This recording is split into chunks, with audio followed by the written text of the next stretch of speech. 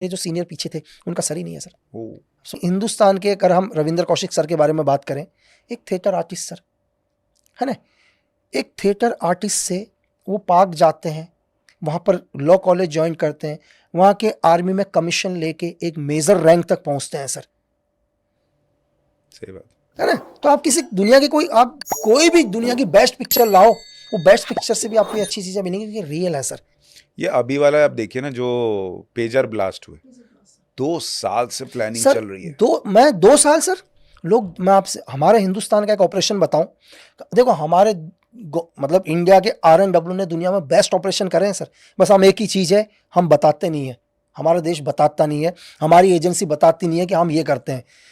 हमारे एजेंसी ने 12 साल के अंदर एक ऑपरेशन किया फिजी के अंदर, और फिजी की गवर्नमेंट चेंज करके Indian prime minister Mahendra Chaudhry को उस देश का प्रधानमंत्री बना दिया सर, रबुका की गवर्नमेंट को खत्म करके। तो 12 साल लग गए एक ऑपरेशन को करने में। 4 मई 1987 को एक ऑपरेशन स्टार्ट किया गया, ठीक है, और वहां की गवर्नमेंट को चेंज करके हमारे हिंदुस्तान एक हिंदुस्तानी प्रधानमंत्री बनाया सर।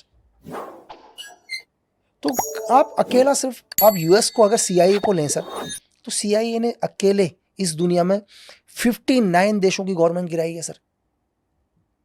हमें लगता है वॉर सर, अगर आप वॉर की असली वजह में जाओगे तो वॉर को जो जन्म देता है वो दुनिया की एजेंसी जन्म देती है।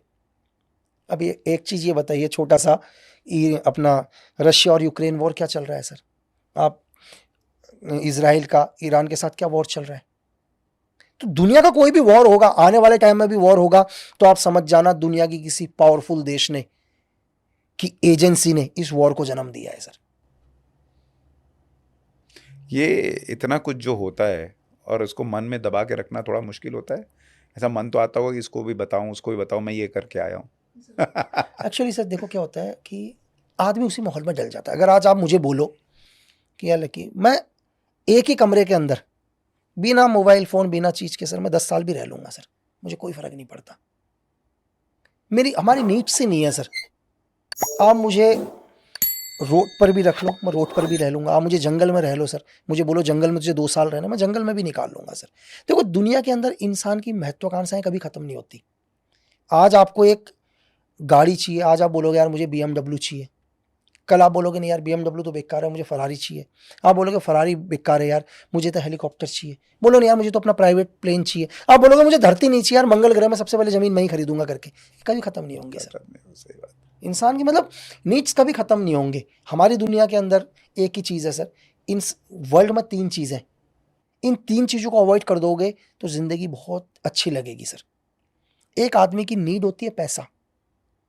जब वो आदमी अथा पैसा कमा लेता है ना सर, तो कहता है यार पैसे की वैल्यू नहीं है, मेरा नाम पूरी दुनिया में हो।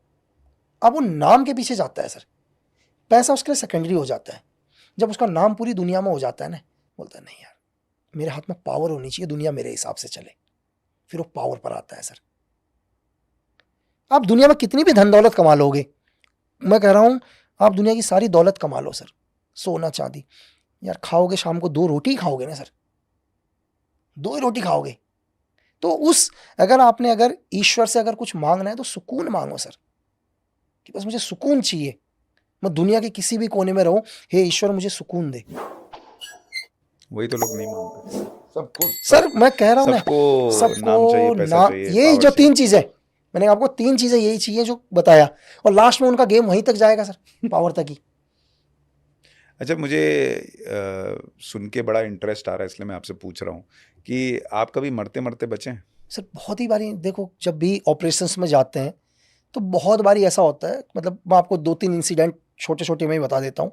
एक टाइम मैं जब आर्मी के साथ अटैच था, हम लोग एक ऑपरेशन में गए रात के टाइम में, क्योंकि जो भी मेरे सीनियर्स थे उनको एक इन्फॉर्मेशन मिली कि कुछ एक मिलिटेंट हैं जो क्रिश्चियन थे वो लोग नॉर्थ ईस्ट में, और क्रिश्चियन वो मतलब उनका क्रिसमस उनका बहुत बड़ा त्यौहार होता है नॉर्थ ईस्ट के अंदर। तो कुछ एक मिलिटेंट हैं जो एक जगह पर रुके हुए और बस अगले दिन वो क्रिसमस बनाएंगे, तो हम लोग उनको इस ऑपरेशन को करने हम गए सर। रात के टाइम चल रहे थे कंटिन्यू, क्योंकि जंगल आप गाड़ी वगैरह लेके नहीं जा सकते हैं, क्योंकि आपको पैदल ही मूव करना पड़ेगा। लेकिन एक्चुअली क्या हुआ, जहाँ से हमारे को इन्फॉर्मेशन मिली थी कि यार जिस जगह पर मिलिटेंट हैं उनने जगह चेंज कर दी थी अपनी। ओह, वो एक्चुअली क्या हुआ, वो 1-8 किलोमीटर पहले आ गए, लेकिन जो हमारे साथ हमारा सोर्स था उसको नहीं पता था वो 1 किलोमीटर पहले आ चुके हैं। ठीक है। तो मैं उस दिन तीसरे नंबर पर लगा हुआ था, मेरे आगे 2 स्कॉट लगे हुए थे, मेरे पीछे मेरे सीनियर कमांडर थे, उनके पीछे सिग्नल का बंदा था।